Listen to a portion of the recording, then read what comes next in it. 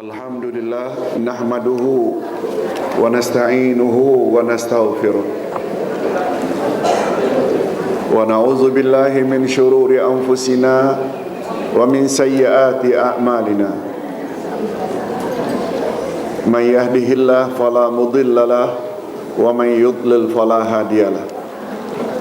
Asyhadu an la ilaha illallah wahdahu la syarikalah wa asyhadu anna Muhammadan abduhu wa rasuluh la nabiyya ba'dah.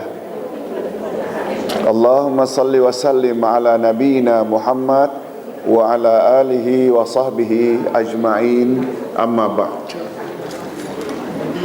Hadirin dan hadirat rahimakumullah, Assalamualaikum warahmatullahi wabarakatuh. Alhamdulillah, kita bersyukur dapat meneruskan lagi majlis ilmu kita dengan tafsir Al-Quranul Karim siri yang ke-352 yang akan membahas ayat 93 hingga 97 dari surat Yunus. Seperti biasa, sebelum kita terjemah dan tafsirkan, marilah kita baca dulu bersama. A'udzu billahi minasyaitonir rajim.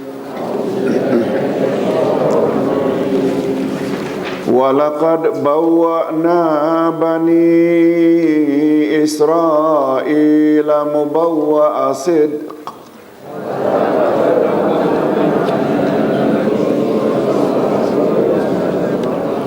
وَرَزَقْنَاهُمْ مِنَ الطَّيِّبَاتِ فَمَا اخْتَلَفُوا حَتَّى جَاءَهُمُ الْعِلْمُ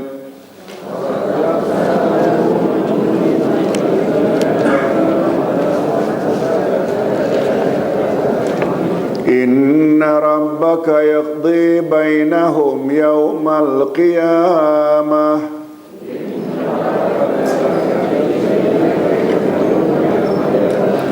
فيما كانوا فيه يختلفون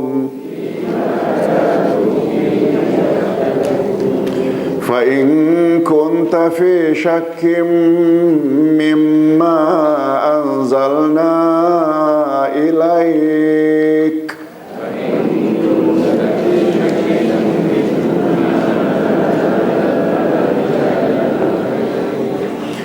فاسأل الذين يقرؤون الكتاب من قبلك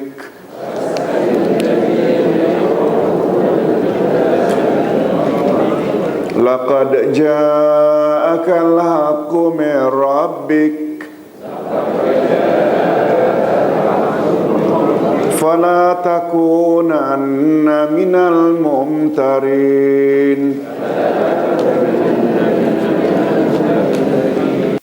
ولا تكونن من الذين كذبوا بآيات الله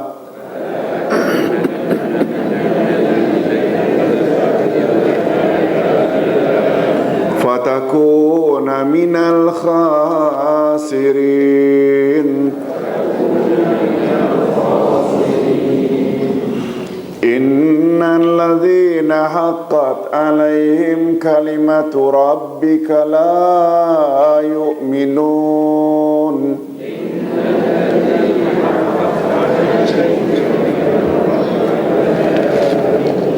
ولو جاءتهم كل آية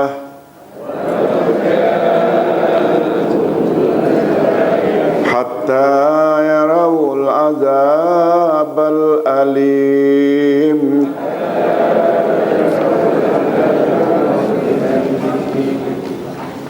Hadirin dan hadirat rahimakumullah, Ustaz tengok dalam ayat-ayat ini banyak pengajaran yang dapat kita ambil.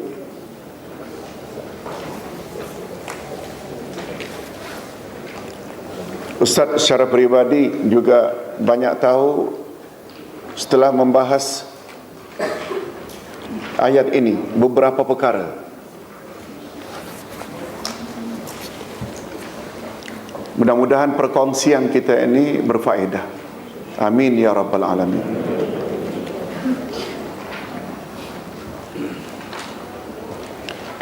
Pada ayat-ayat sebelum ini Allah Subhanahu wa taala menerangkan bahawa bagaimanapun hebatnya penentangan kaum nabi-nabi terdahulu terhadap risalah yang mereka bawa,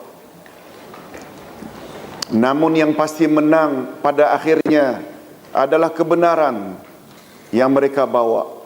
Sedangkan para pendurhaka dan kaum kufar pasti dihancurkan dan dibinasakan oleh Allah. Maka pada ayat-ayat berikutnya Allah menguatkan lagi kisah-kisah tersebut. Dan sudah menjadi sunnah Allah. Apa makna sunnah Allah? Ketetapan Allah, undang-undang Allah, bahawa Dia, yakni Allah, pasti membinasakan kaum yang durhaka. Dan sebaliknya, betul tak? Allah pasti akan tolong orang-orang yang berjuang menegakkan agamanya. Betul tak? Itu sudah menjadi sunnatullah.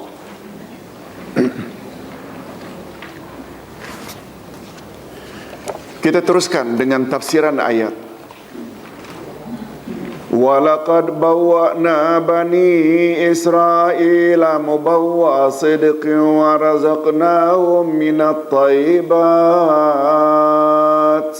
fama ikhtalafu hatta ja'ahumul ilm inna rabbaka yaqdi bainahum yawmal qiyamah fima kanu fihi yakhtalifun. Dalam ayat ini sungguh banyak pengajaran.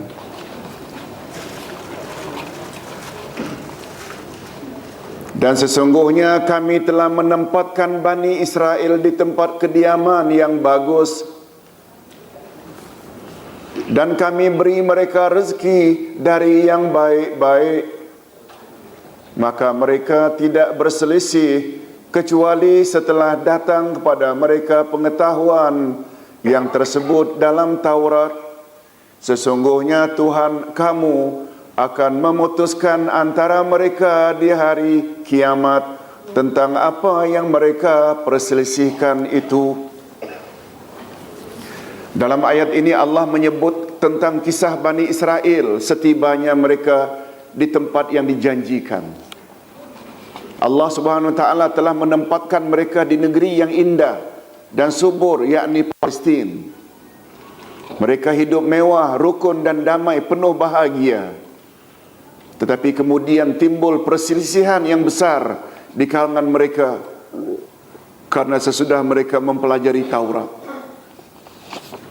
Setelah mempelajari Taurat, justru berselisih. Ini poin penting. Betul tak Taurat itu penuh dengan ilmu? Mengapa justru dah dapat ilmu jadi berselisih? Ini nanti pengajarannya.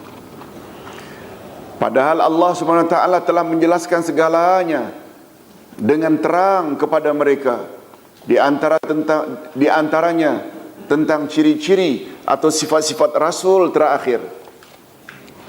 Kelak di akhirat Allah akan memutuskan apa yang mereka perselisihkan.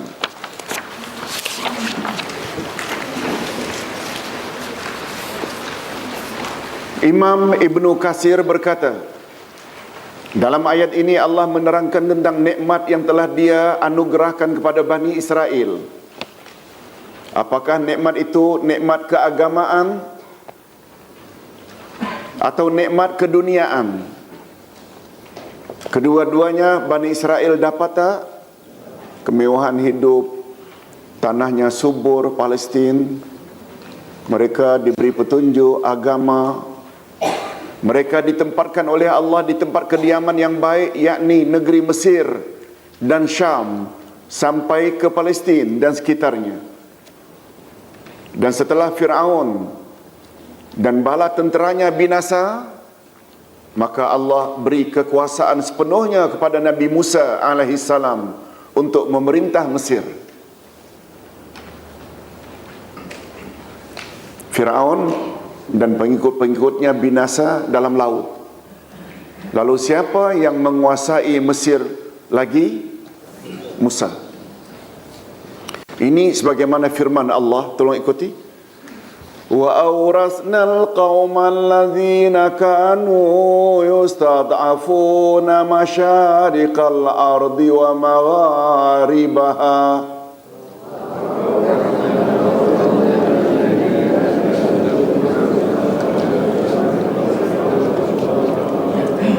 Wa magharibaha allati barakna fiha.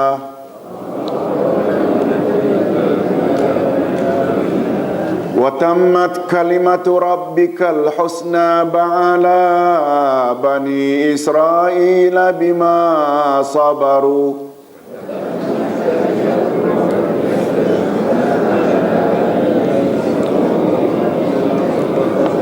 Wa dammarna ma kana yasna'u fir'aunu wa qaumuhu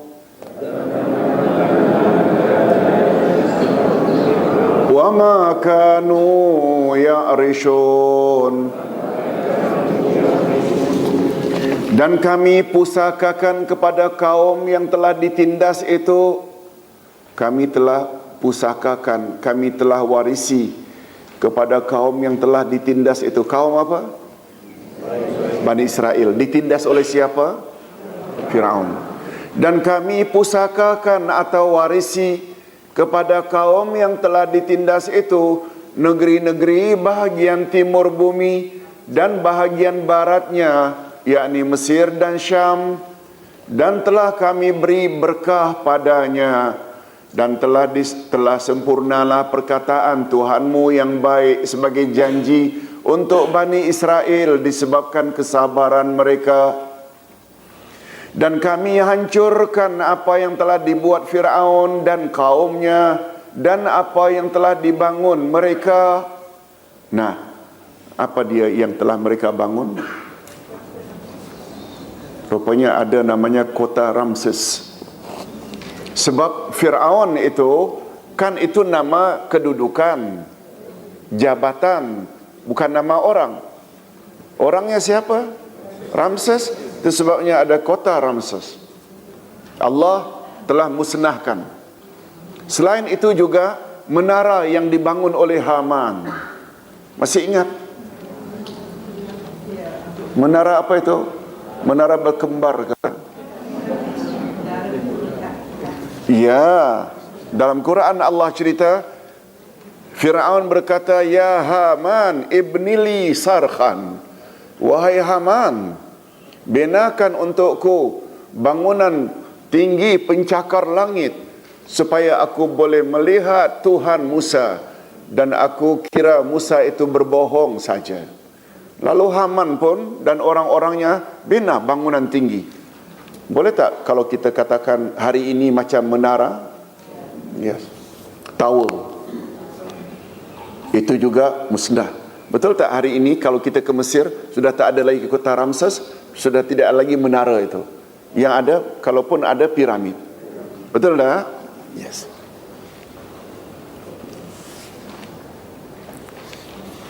Piramid tidak dimusnahkan, itu pun karena Allah janji untuk mengekalkan mayatnya Fir'aun itu tak akan musnah, supaya jadi pengajaran umat.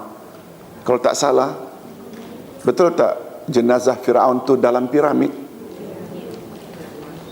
Atau lebih tepat dalam muzium lah hari ini. Sudah dipindahkan ke dalam muzium.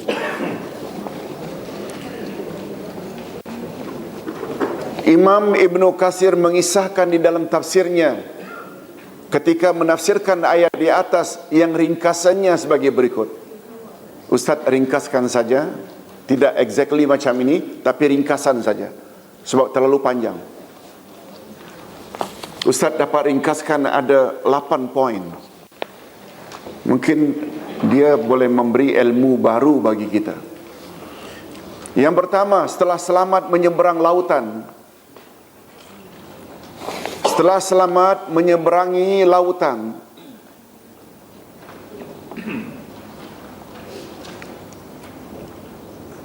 ada nota, ada yang belum dapat nota, ada lebih.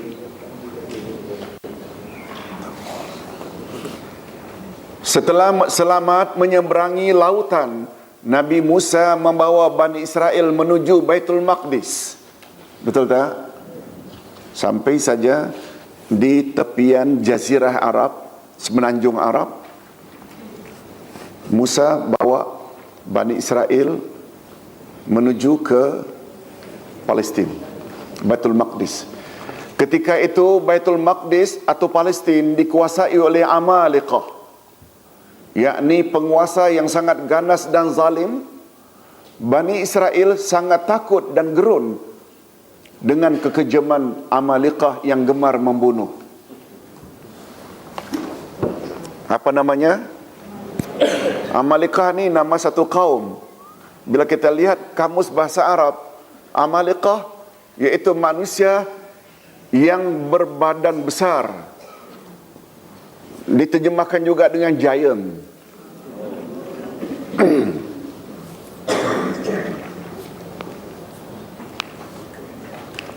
Pernah dengar kita kisah tentang Ya'juj dan Ma'juj? Bukan, maksud Ustaz bukan Ya'juj dan Ma'juj. Jalut dan Talut yang berperang, yang diperangi oleh Nabi Daud. Kan badannya macam raksasa. Itu dia Amalekah. Bukan saja badannya yang besar macam raksasa, kegemaran mereka suka membunuh. Dan bangsa tersebut menempati Palestin. Oleh sebab itu, setelah sampai ke semenanjung Arab, tidak masuk Palestin tak boleh. Boleh faham? Itu maka datang yang kedua ini. Karena tidak dapat memasuki Baitul Maqdis, lalu Allah Subhanahu Wa Taala tempatkan Bani Israel di bahagian tanah lapang yang disebut dengan At-Teh, Ardut-Teh. Tolong ikuti, At-Teh.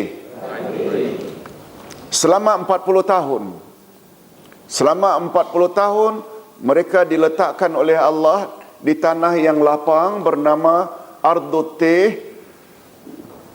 Dan di daerah inilah akhirnya Nabi Harun dan Nabi Musa meninggal dunia.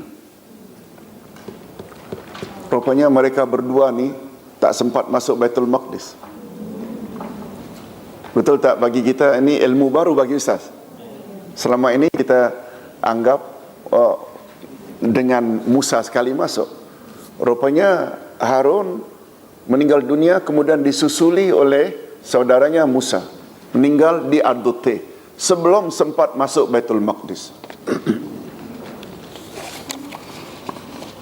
Ini menurut riwayat daripada Imam Ibnu Katsir. Dan satu lagi riwayat bagus juga supaya jangan dianggap bercanggah,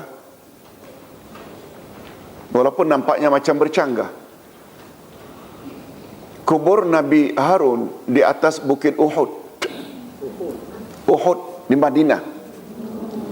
Sebab ketika itu Harun pergi ke Mekah untuk haji. Betul tak haji syariat yang sudah lama? Dalam perjalanan beliau sakit. Sampai di bukit Uhud beliau meninggal dunia. Dan ketetapan untuk para nabi dan rasul, mereka hendaklah dikebumikan di mana mereka wafat. Ada riwayat yang mengatakan kubur Nabi Harun di bukit Uhud. Riwayat lain pula meninggal di Ardut-Teh. Hadirin dan hadirat rahimakumullah. Yang ketiga, setelah kewafatan kedua-duanya, lalu Bani Israel dibawa keluar oleh Yusha' bin Nun. Tolong ulang, Yusha' bin Nun. Yang akhirnya mereka dapat menakluk Baitul Maqdis. Mereka bertempat tinggal di Baitul Maqdis dengan aman. Maknanya mereka dapat usir Amalekah.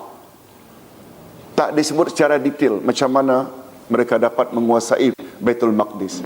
Yang keempat, namun demikian, pada satu ketika Bani Israel pernah dikalahkan pula oleh Bakhtansar. Ini satu lagi penguasa yang berkuasa zaman itu. Kemudian Bani Israel dikembalikan lagi memerintah Baitul Maqdis. Tetapi selanjutnya Bani Israel juga pernah dikuasai oleh pemerintahan Yunan atau Rom untuk masa yang cukup lama, sehingga diutuslah Nabi Isa alaihissalam. Betul tak? Bani Israel ini maknanya mereka ditindas silih berganti oleh Amalekah, oleh Bakhtansar, oleh apa lagi? Oleh Firaun sebelumnya, kemudian oleh Rom, sampailah akhirnya muncul atau diangkat Nabi Isa alaihissalam.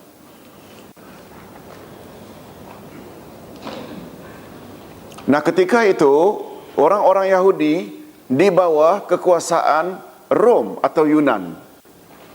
Pada waktu itulah Yahudi, laknatullahi alaihim, semoga Allah laknat Yahudi, memohon bantuan raja-raja Yunan untuk memusuhi Nabi Isa alaihi salam. Karena mereka racuni pemikiran raja-raja Yunan, kononnya kemunculan Nabi Isa hanya akan memecah belahkan rakyat. Akhirnya Raja Yunan memerintahkan agar menangkap Nabi Isa alaihi salam. Boleh faham jalan ceritanya? Yes. Yang keenam, ketika itulah Allah mengangkat Nabi Isa alaihi salam ke langit. Dan dengan kuasanya Allah telah merubah wajah salah seorang Hawariyun, yaitu pengikut setia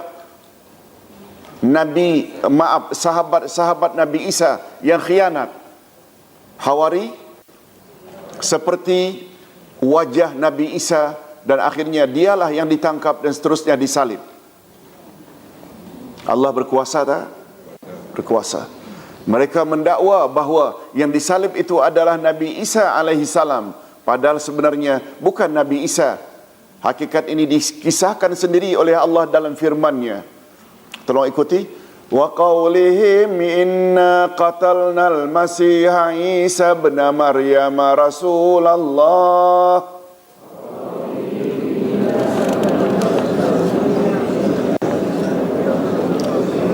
Wa ma qatalu wa ma salabu walakin shubbiha lahum wa innal ladzina ikhtalafu fihi lafi syakkim min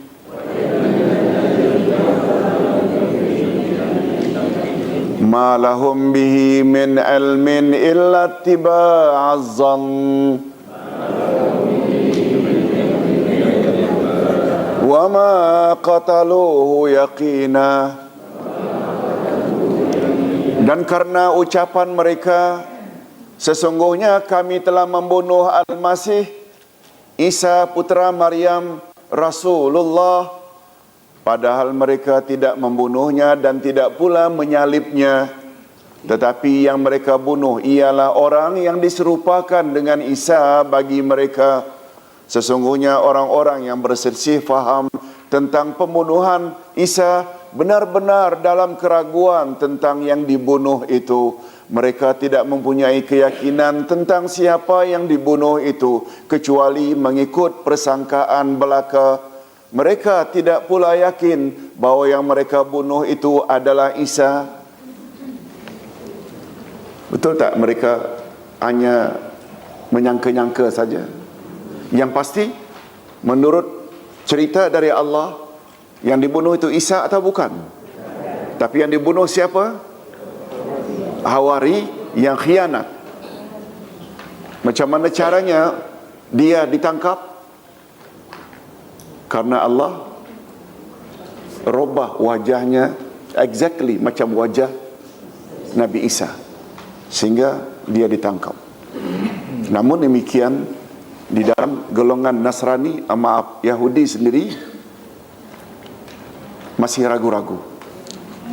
Yang ketujuh, lebih kurang 300 tahun sesudah Nabi Isa diangkat ke langit. Berapa tahun? 300 tahun.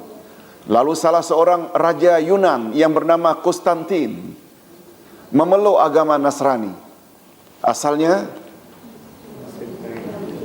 agamanya apa? Ya, Yunani. Kita tak tahu. Mungkin penyembah berhala, tapi yang jelas dia masuk agama Kristian atau Nasrani. Dikatakan dia masuk agama Nasrani hanya sebagai taqiyah, yaitu berpura-pura atau helah saja, yakni dengan maksud jahat untuk merosakkan agama Nasrani dari dalam. Lalu dia pun mereka cipta undang-undang dan syariat baru serta membina gereja. Dia pindah kandungan Injil menjadi kitab yang baru. Yang ke-8 terakhir, tersebarlah ketika itu agama Nasrani wajah baru yang sudah dipindah, ditukar, dipalsukan, yang sangat berbeza dengan ajaran asal Nabi Isa alaihi salam. Tidak ada lagi ajaran agama asal yang dibawa oleh Nabi Isa, kecuali hanya sedikit sekali yang masih diamalkan oleh dan dipegang oleh ruhban, yaitu ulama Nasrani yang ikhlas. Okey, itu sedikit keringkasan jalan cerita. Ustaz kira jelas bagi kita. Rupanya jarak antara Musa dengan Isa berapa tahun?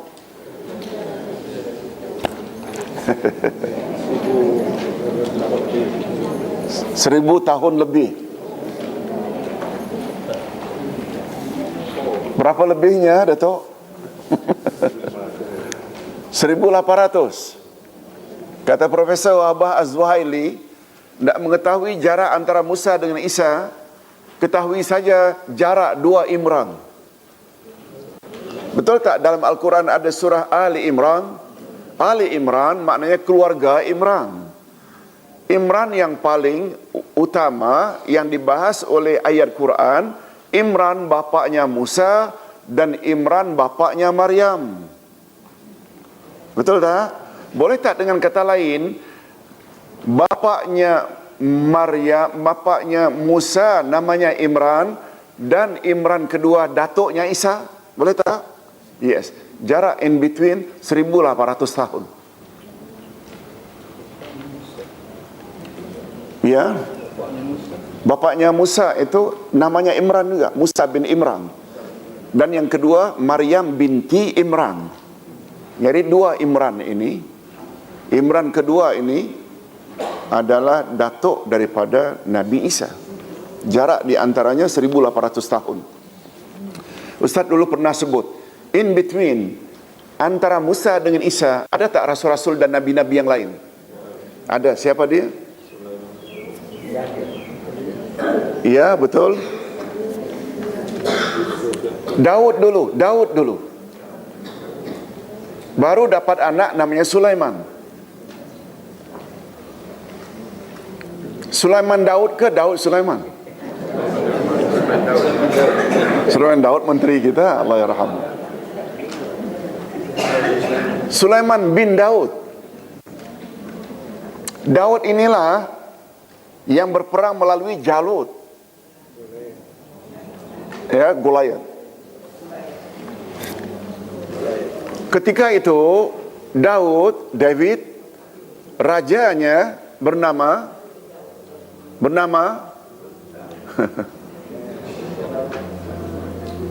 Talut.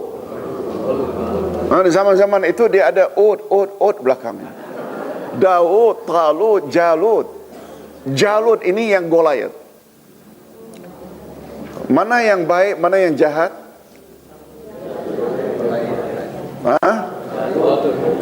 Talut atau Jalut? Ya, jangan lupa ini panduan dalam menghafal. Yang mula dengan J itu jahat lah tu. Minta maaf yang namanya J banyak di sini. Nah, untuk konteks ini nih, Goliath itu dari J, Jalut, Arab. Talut ini raja yang adil. Salah seorang panglimanya adalah Daud. Karena Daud dapat melawan dan membunuh musuh utamanya Jalut, akhirnya mendapat hadiah dikawinkan dengan anak Talut. Hasil perkawinan David dengan putri Talut dapat Sulaiman. Sulaiman adalah gabungan rasul dan raja. Betul tak? Daud rasul. Betul tak? Daud juga adalah rasul. Jadi darah rasul, darah raja ada pada Sulaiman, Solomon. Itu sebabnya dalam sejarah, betul tak, Sulaiman adalah penguasa yang luar biasa.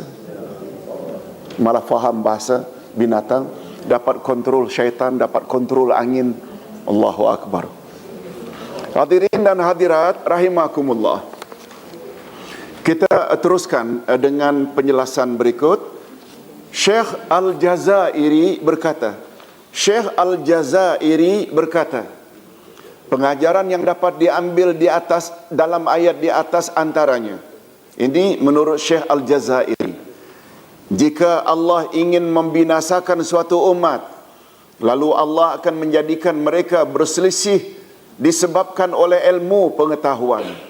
Padahal pada asalnya ilmu pengetahuanlah yang menjadi penyebab utama kita bersatu dan hidup penuh harmoni dan toleransi. Tapi sayangnya, setelah datang ilmu lah membuat orang Yahudi berpecah. Padahal sebenarnya, betul tak, dengan ilmu membuat kita jadi bersatu? Timbang rasa. Yang kedua, pengajaran yang dapat diambil dari ayat, pengharaman dan larangan berselisih pendapat dalam urusan agama ialah jika perselisihan itu boleh membawa kepada permusuhan, perpecahan dan peperangan. Seperti perselisihan antara Ahlus Sunnah wal Jamaah dengan golongan-golongan yang sesat, seperti Khawarij yang suka mengkafir-kafirkan orang Islam, Rawafid yaitu golongan Syiah dan lain-lain, dan yang serupa dengannya. Bila disebut Rawafid, ya, dia merujuk kepada Syiah yang macam mana?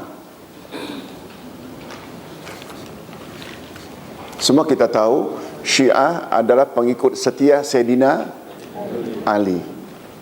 Tapi tidak semua mereka Rawafid. Rawafid diambil dari perkataan rafad. Tolong ulang, rafad. Rafad maknanya reject. Marfud, ditolak. Rafid maknanya orang yang menolak. Apa kaitannya mereka dipanggil dengan Rawafid, orang-orang yang menolak? Karena mereka menolak 3 khalifah pertama, Abu Bakar, Umar, Uthman, Ali. Maaf, Abu Bakar, Umar, Uthman. Sebab yang mereka iktiraf hanya.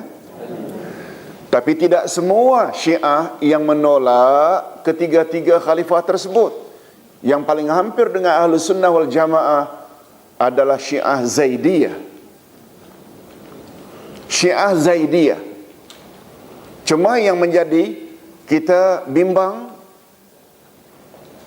Syiah yang dominan di Iran sebagai mazhab resmi adalah Imamiyah, yang Rawafid tadi.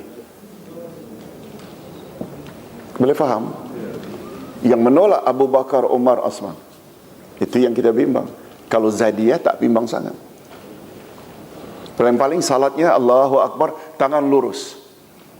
Kalau kita lihat di dalam Masjidil Haram Mekah, Masjid Nabawi. Tapi yang lain-lain insya-Allah hampir serupa. Hadirin dan hadirat rahimakumullah. Adapun perselisihan pendapat atau pandangan yang tidak membawa kepada perpecahan dan permusuhan, tidak mengapa dan tidak dilarang, seperti perbezaan pendapat dalam hal-hal fiqhiyah di kalangan imam-imam mazhab yang 4. Betul tak? Perbezaan pandangan imam mazhab yang 4 tidak sepatutnya kita jadikan sebagai punca perbalahan.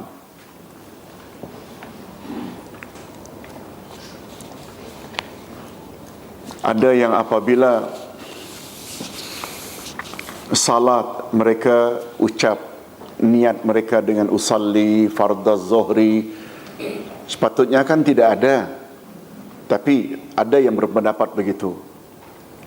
Boleh tak sampai kita tidak berteguran karena hanya itu? Tidak.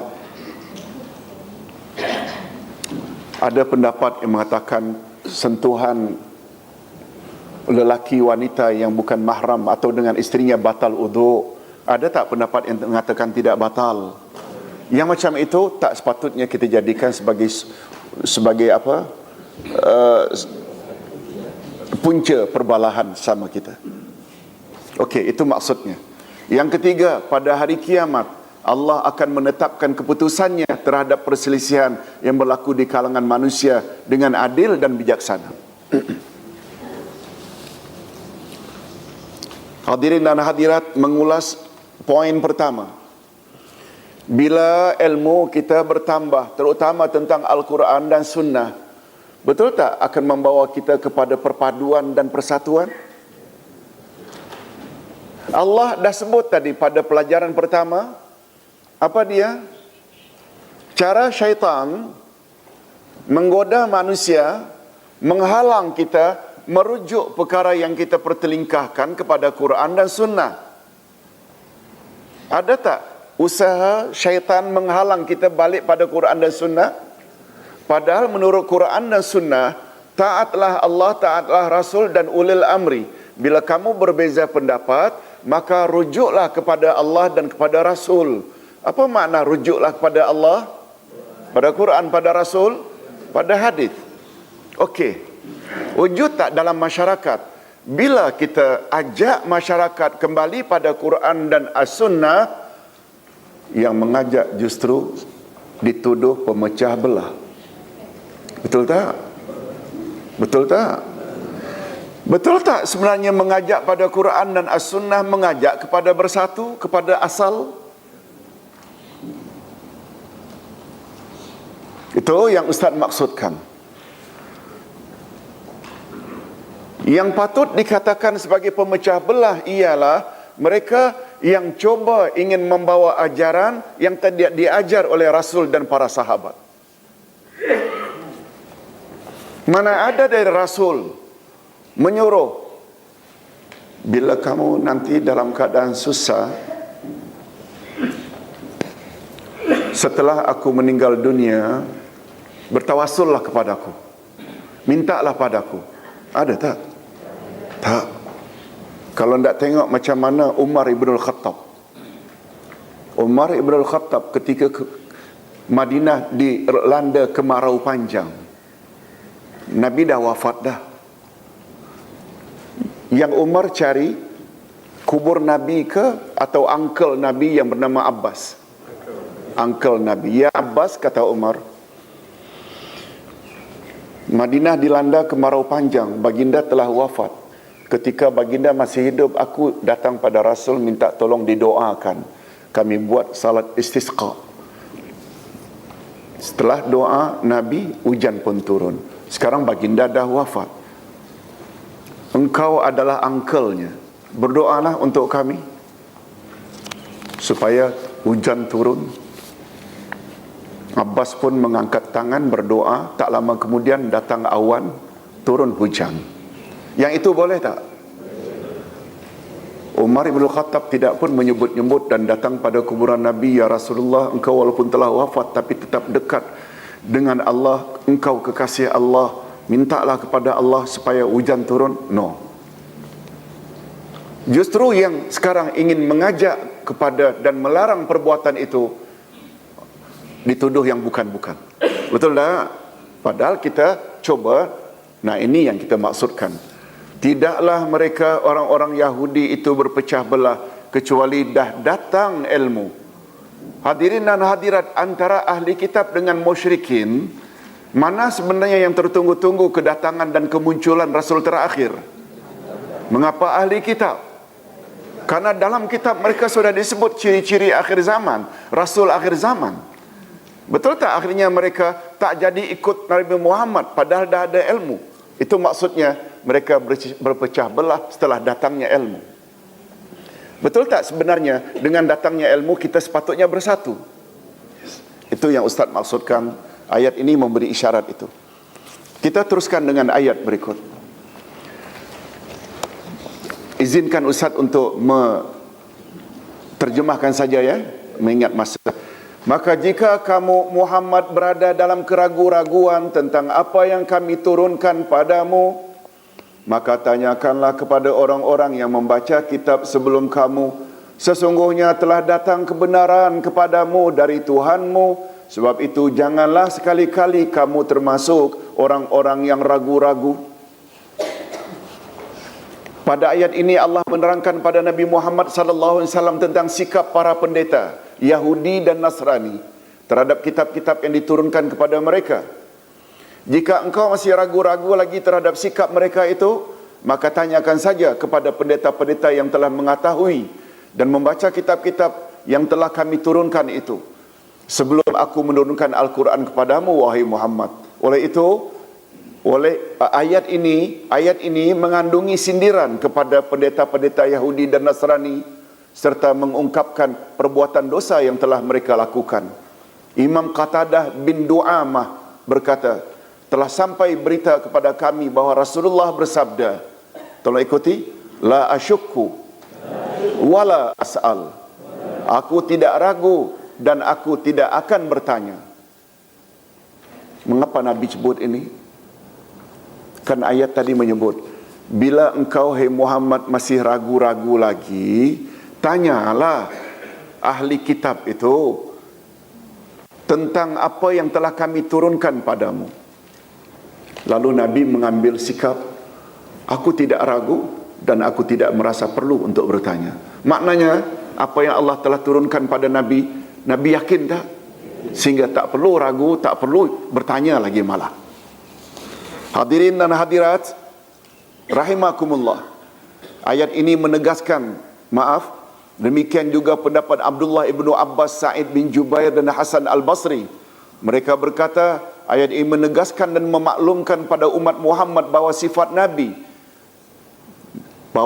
Nabi mereka memang wujud dan termaktub di dalam kitab-kitab terdahulu.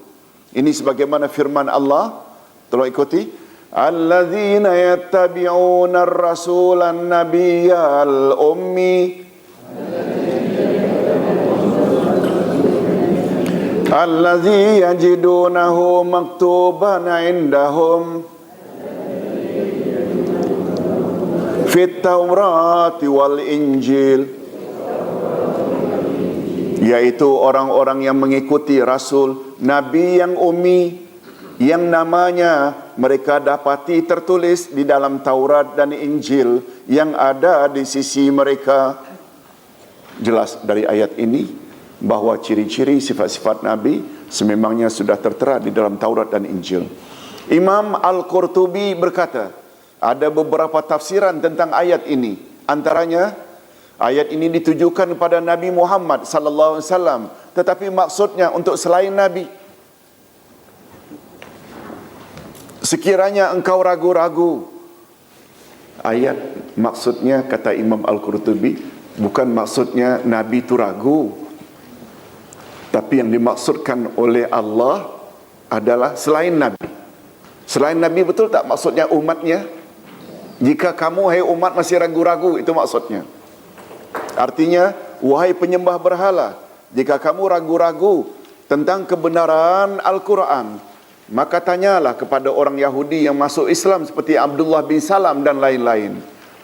Sebab golongan musyrikin mengakui bahawa penganut agama Yahudi adalah lebih mengetahui dari mereka, sebab Yahudi dari kalangan ahli kitab. Siapa yang lebih banyak ilmu tentang Allah antara ahli kitab dengan musyrikin? Itu sebabnya dalam tafsiran awal surat Al-Kahfi, begitu juga awal surat Yasin, begitu musyrikin Mekah dalam dilema, ikut Muhammad punya cakap salah, tidak ikut pun salah. Betul tak? Serba salah itu maksudnya dilema. Maksud Ustaz, dah ikut ajaran Muhammad bercanggah dengan ajaran nenek moyang. Dah beratus-ratus tahun menyembah berhala, takkan dah ikut Muhammad. Ndak tolak Muhammad, Muhammad dari kecil tak pernah bohong. Betul tak? Maknanya dalam dilema. Nah, untuk mengatasi dilema ini, mereka pergi ke mana? Ahli kitab yang ada di mana? Di Madinah. Sampai di Madinah mereka tanya, wahai ahli kitab Yahudi, Nasrani, ada manusia bernama Muhammad di Mekah mendakwa dia Rasul. Kami serba salah. Adakah termaktub di dalam kitab-kitab kamu Rasul yang ciri-cirinya macam itu? Apa jawab ahli kitab? Tanya saja Muhammad 3 perkara. Pertama, Ashabul Kahfi siapa?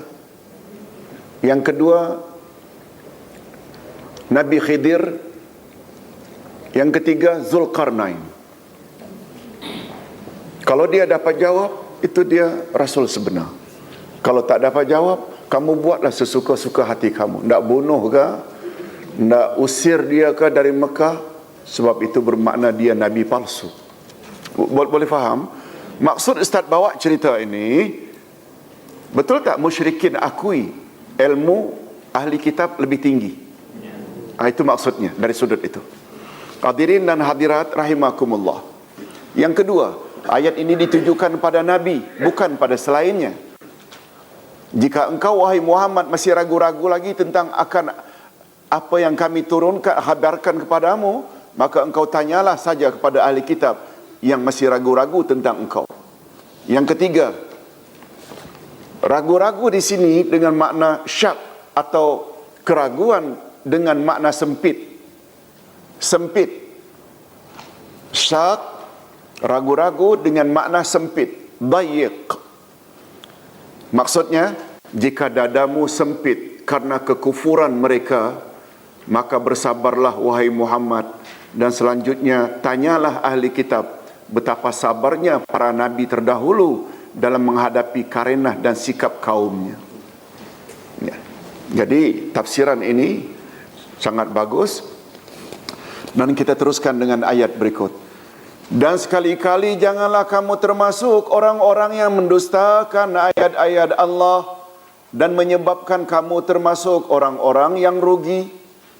Allah Subhanahu wa taala mengingatkan Nabi Muhammad sallallahu alaihi wasallam dan orang-orang yang beriman dalam ayat ini agar mereka jangan termasuk orang-orang yang mendustakan ayat-ayat Allah seperti yang dilakukan oleh pendeta-pendeta Yahudi dan Nasrani, karena perbuatan itu hanya akan merugikan mereka dunia dan di akhirat. Syekh Al-Maraghi berkata, dalam ayat ini Allah melarang nabinya agar jangan ragu-ragu kebenaran yang didatangkan oleh Allah kepadanya. Jika perkara tersebut terjadi, walaupun kemungkinan tersebut tidak akan berlaku ke atas Nabi, niscaya akan merugilah di dunia dan di akhirat. Sesungguhnya keraguan terhadap apa yang diturunkan Allah kepadanya adalah sama kedudukannya dengan pendustaan terhadap ayat-ayat Allah. Ini poin penting. Bila kita ragu saja dengan ayat-ayat Allah, boleh tak kita digolongkan sebagai mendustakan ayat-ayat Allah? Yes, sama kedudukannya. Hukuman kedua-duanya adalah sama di dalam kerugian. Apakah kerugian itu karena dia terhalang dari mendapat hidayah atau petunjuk, ataupun kerugian itu karena gagal mencapai kebahagiaan di dunia dan di akhirat. Syekh As-Sa'di berkata, di dalam dua ayat di atas Allah melarang Nabi dari dua perkara. Apa dia dua perkara itu? Pertama, jangan meragukan Al-Quran. Yang kedua, jangan mendustakan Al-Quran atau ayat-ayat Allah. Kedua-duanya akan mengakibatkan kerugian. Meragukan Al-Quran ke mendustakan Quran, betul tak? Sama-sama mengakibatkan kerugian. Apakah kerugiannya karena luput ganjaran di dunia dan di akhirat, atau karenanya akan ditimpa siksaan di dunia dan di akhirat? Hakikat ini mengandungi pengajaran. Tolong ikuti. An-nahyu anisyai'i amrun bididdih wal amru bisyai'i nahyun am diddih. Larangan terhadap sesuatu mengandungi maksud tersirat, suruhan terhadap lawannya. Dan suruhan terhadap sesuatu mengandungi maksud larangan terhadap sebaliknya. Boleh faham?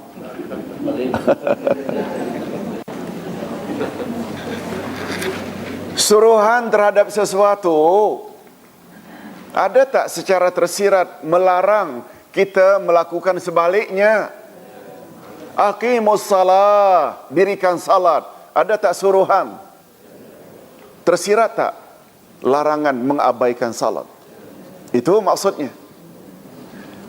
Itu maksudnya. Jangan bakhil, jangan loki. Ada tak larangan? Dia mengandung suruhan sebaliknya. Jadilah dermawan. Betul tak? Itu maksudnya. Ini menurut kaedah ilmu usul. Maksudnya kaedah di atas, secara tersirat kita disuruh oleh Allah agar membenarkan segala secara sempurna isi kandungan Al-Quran dan menerimanya secara ilmiah dan amalan. Hanya dengan bersikap demikian manusia akan mencapai kebahagiaan di dunia dan di akhirat. Hadirin dan hadirat, bercakap tentang di dalam suruhan ada larangan, di dalam larangan ada suruhan.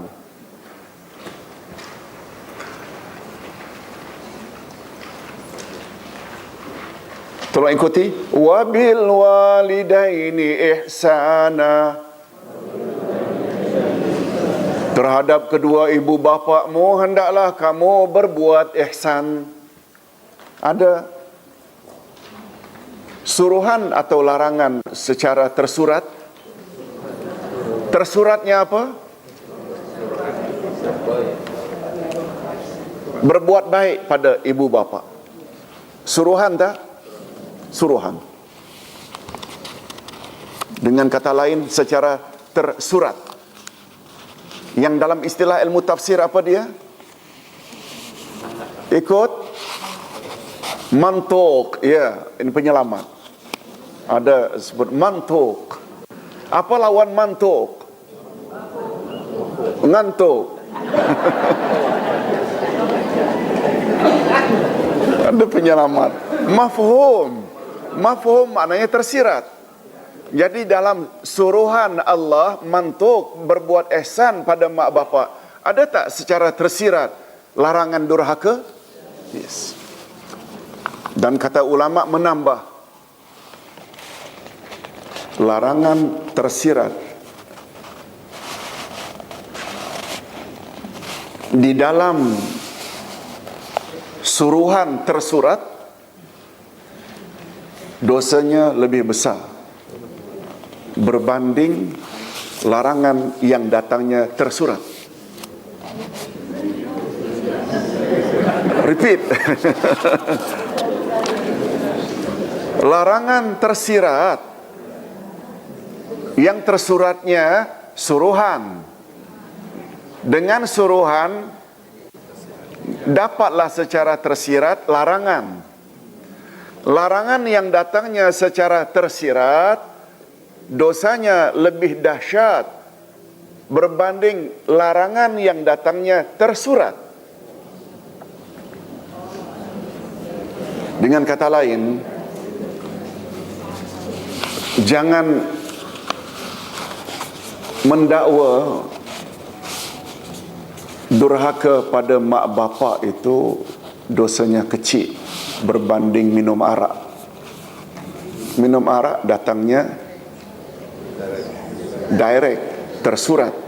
Jangan minum arak, jangan berjudi, jangan berzina.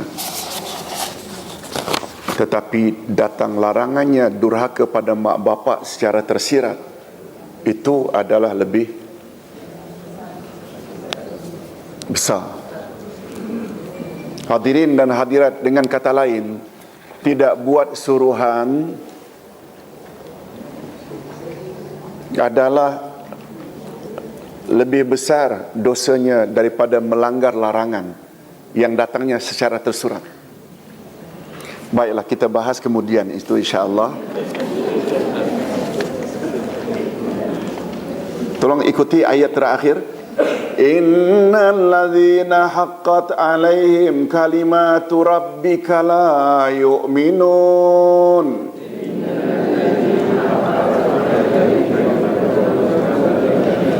Walau ja'athum kullu ayatin hatta yarawul azabal alim. Sesungguhnya orang-orang yang telah pasti terhadap mereka kalimat Tuhanmu tidaklah akan beriman meskipun datang pada mereka segala macam keterangan sehingga mereka menyaksikan azab yang pedih. Ayat ini menegaskan bahawa orang-orang yang mendustakan ayat-ayat Allah pasti akan berlaku ke atas mereka ketetapan-ketetapan Allah. Akibat sikap tersebut, akhirnya hati mereka terkunci mati dari menerima petunjuk ilahi. Dan orang-orang yang hatinya terkunci tidak akan beriman, walaupun kepada mereka dikemukakan bermacam-macam bukti dan tanda-tanda kebesaran dan keesaan Allah. Mereka tidak akan beriman kecuali jika sudah melihat azab. Keimanan demikian tidak akan berguna lagi dan tidak akan diterima oleh Allah Subhanahu Azza wa Jalla. Tadi kita sedang bercakap, orang beriman dapat tak digoda oleh syaitan? Nah, kalau begitu, sesungguhnya syaitan laisa lahu sultan. Sultan maknanya power. Dalam bahasa Arab, power. Laisa lahu sultan. Syaitan tidak ada sultan, tidak ada power ke atas orang-orang yang beriman. Bila kita gunakan kaedah tadi, bila sesuatu itu dinafikan, maka kita boleh isbatkan lawannya. Ustaz pening, Ustaz. Kalau Allah nyatakan syaitan tak boleh goda orang yang beriman dan ikhlas, ini maknanya orang yang buat syirik itu dalam cengkaman syaitan. Termasuk tak orang yang minta-minta kepada selain Allah? Orang macam itu bila degil diberi nasihat tak mau menerima nasihat, malah label orang-orang yang menegur sebagai sesat dan sebagainya. Susah. Ada tak kemungkinan bila itu berterus-terusan hati mereka akan dikunci, dan bila dikunci susah hendak menerima nasihat? Bahaya tak? Itu maksudnya, dia ada kaitannya. Syekh Al-Jazairi berkata, adapun orang-orang yang sudah tertera di dalam takdir akan disiksa pada hari kiamat, mereka tidak akan beriman untuk selama-lamanya, walaupun telah disampaikan kebenaran itu kepada mereka dengan membawa segala bukti dan dalil. Berita ini sebagai tasliyah, yakni hiburan untuk Nabi Muhammad sallallahu alaihi wasallam, agar baginda jangan terlalu bersedih hati atau berputus asa terhadap kekufuran Quraisy dan keengganan mereka menerima kebenaran yang dibawanya. Syekh As-Sa'di pula menambah, Allah tidak menzalimi golongan yang terdapat siksaan. Allah tidak menzalimi golongan yang mendapat siksaan di akhirat nanti, tetapi mereka lah yang menzalimi diri mereka, sebab mereka telah menolak kebenaran yang dibawa oleh para rasul. Lalu akibat sikap demikian, akhirnya Allah kunci mati hati mereka, pendengaran dan penglihatan mereka, sehingga mereka tidak akan beriman kecuali setelah mereka melihat azab yang pedih sebagaimana yang telah dijanjikan untuk mereka. Ustaz nak sebut sedikit saja. Ketika terminum air laut, Firaun ada tak menyatakan imannya? Ada 3 kali. Aku beriman. Yang kedua, aku beriman dengan apa yang telah diimani oleh Bani Israel. Wa ana minal muslimin, dan aku berserah diri padamu ya Allah. Dia sebut itu ketika apa? Ketika dah nampak dah tsunami, gelombang besar, terminum air. Berguna tak iman seperti itu? Nah, iman semacam itu tu dipanggil dengan iman apa?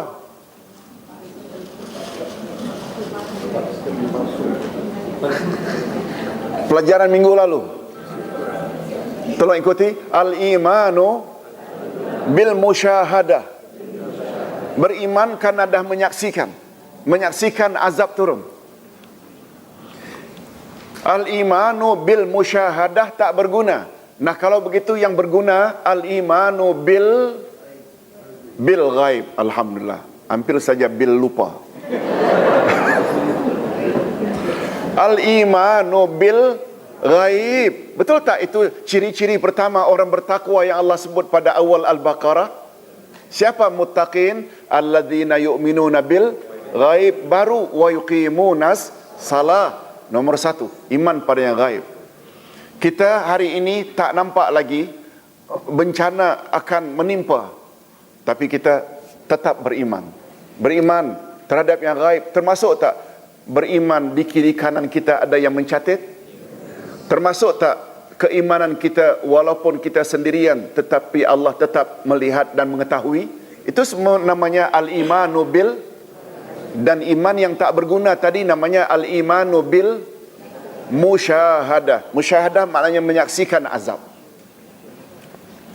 Nah, yang terakhir Syekh Al-Maraghi menambah, mereka tidak akan beriman walaupun telah didatangkan kepada mereka bermacam jenis keterangan dan tanda-tanda kebesaran dan kekuasaan Allah, seperti ayat-ayat kauniyah, mukjizat yang diperlihatkan oleh Nabi Musa, tongkat dan tangan yang bercahaya.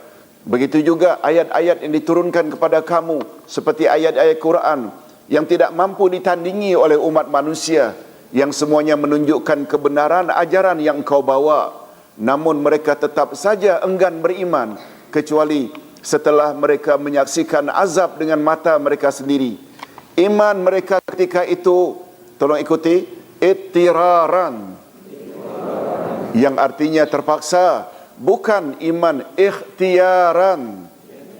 Ikhtiaran maknanya bukan iman pilihan. Bukan mereka memilih untuk beriman, bukan. Tapi ittiraran. Ittiran ini maksudnya darurat. Ketika emergency baru beriman. Sama tak iman emergency ini dengan iman bil musyahadah? Yes. Ikhtiaran iaitu atas pilihan kita, itu namanya al-imanu bil ghaib. Iman seperti ini tidak ada gunanya dan tidak akan dapat membersihkan diri mereka dari dosa. Terhadap golongan ini kelak akan dikatakan kepada mereka ketika itu, tolong ikuti, al-ana wa qad kuntum bihi tasta'jilun. Apakah sekarang baru kamu mempercayai, padahal sebelumnya kamu selalu meminta supaya disegerakan? Allahu Akbar. Hadirin dan hadirat, ada satu